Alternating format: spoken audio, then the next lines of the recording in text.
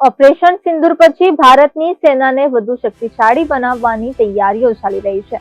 રક્ષા મંત્રી રાજનાથ સિંહની અધ્યક્ષતામાં રક્ષા અધિગ્રહણ પરિષદ આ અઠવાડિયે એક મહત્વપૂર્ણ બેઠક યોજવા જઈ રહી છે, જેમાં 1 લાખ કરોડ રૂપિયાથી વધુના પ્રસ્તાવોને મંજૂરી આપવામાં આવી શકે છે. આ પરિષદ મંત્રાલયનું એક ટોપ યુનિટ છે, જે સેના માટે મોટા શસ્ત્રો અને ટેકનોલોજી ખરીદવાના નિર્ણયો લે છે.